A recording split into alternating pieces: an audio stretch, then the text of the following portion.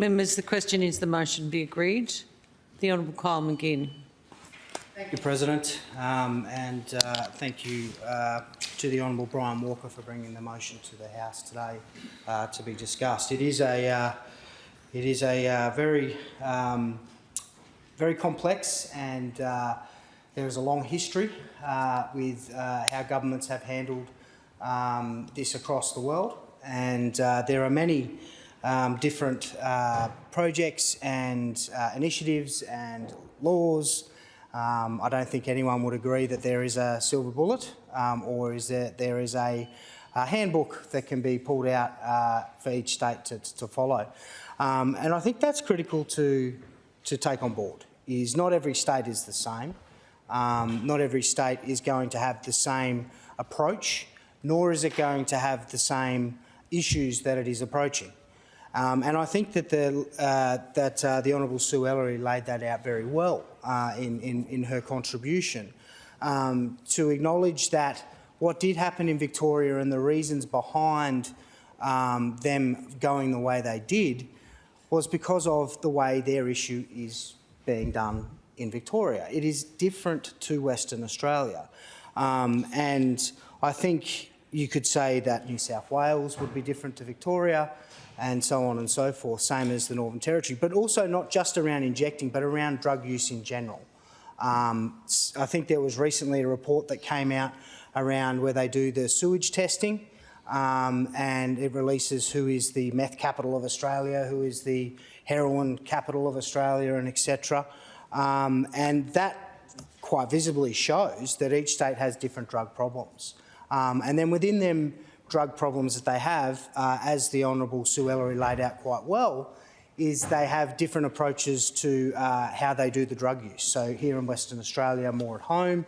Victoria, very visible, very on the street, and seems that what they did was appropriate for what they were doing. And I agree with the Honourable Sue Ellery around the fact that our policy for the Labor Party is around the science-based, evidence-based. And we are doing things around that space. And one of the really things I'm proud of in this government, and also multiple federal governments, is in Kalgoorlie, for example. When I first got out there in 2017, there was no detox clinic. Now, to get into rehab, you must detox. So in order to detox, amazingly, there was this gentleman, and his name eludes me right now, but he was a doctor in Norseman, and he was providing services in Norseman, which people from Kalgoorlie were accessing. So your choices were to go to Norseman, which is quite difficult to get to unless you have a licence, etc., or Perth, to detox before you could get into the rehabilitation clinic. Now, that was identified as an issue in the goldfields, and was then created a detox clinic right next to the rehabilitation clinic. I believe it started off with 4 beds and may have expanded now. But that has now created an opportunity for people to get into the rehab by detoxing first. And then I have also had the pleasure of attending the rehab on quite a few occasions. Jane has been an amazing host. And also the participants within the rehab have been very approachable. And to touch on again what the Honourable Sue Ellery said around a peer-based approach, I absolutely believe in that, because I've seen it firsthand. And I think you see it across many issues, not just drugs and alcohol. For example, I know people who are feeling vulnerable and lost that are going through cancer treatment, etc. Their cancer groups end up being a really good support base. I think that in the same vein, you put that into the rehabilitation clinic.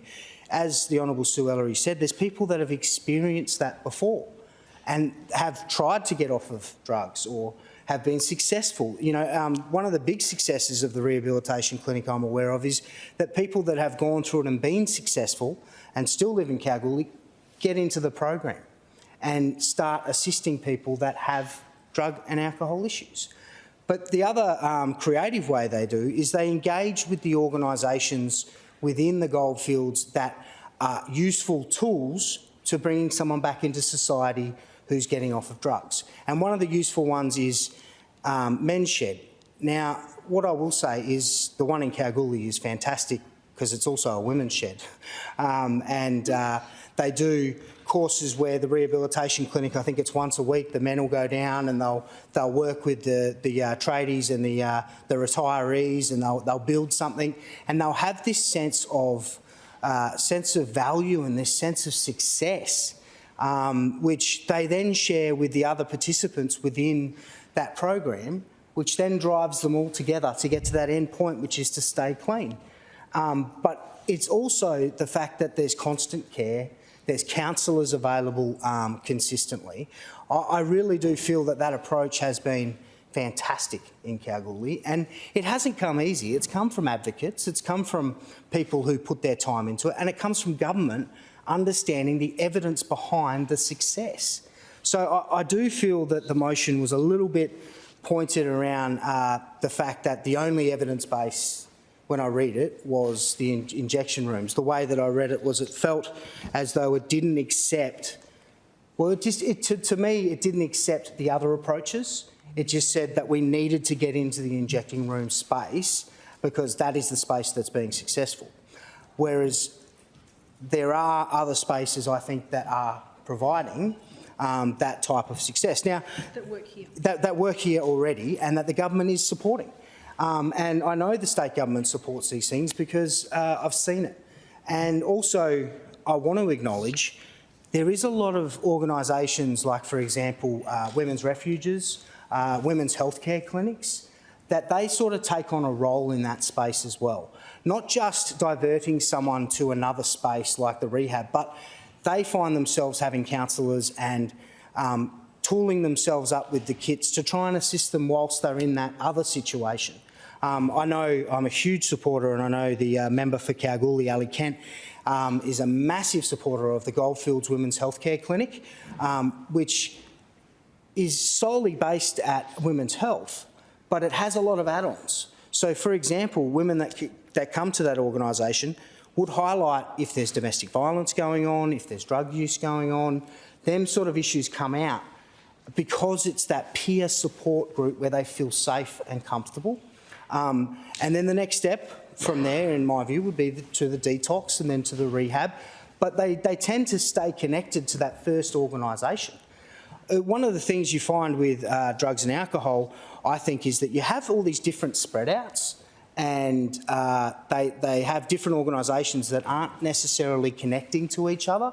So you go to one for this and one for that and one for this, and it ends up becoming a bit of a mess because you've got to go the other side of town, etc.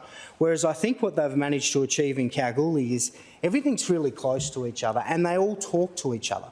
They all go to different organisations' events, they go to each other's events, and they talk and they communicate and they lobby together as well. And I have to say, in my electorate of mining and pastoral, I haven't had this one raised with me directly.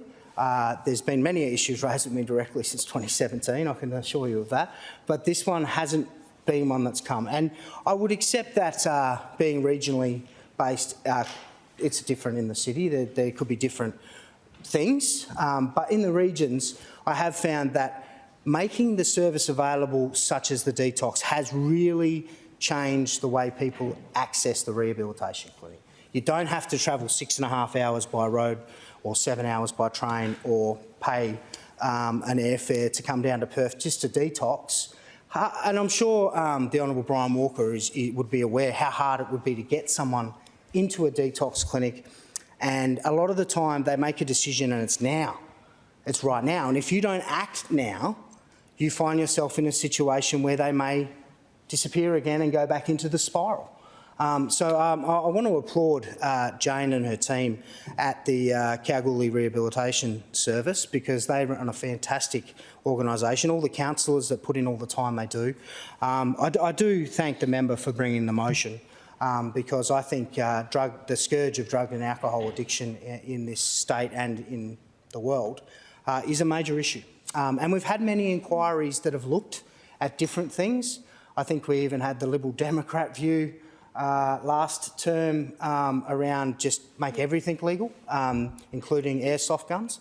But I think it is critical to understand our government is looking at that evidence base. It is supporting things that are working, and we will continue to do that as a government because we understand that this is a problem within society around the world. So I thank the Honourable Brian Walker, and I enjoyed listening to the rest of the contributions. Thank you.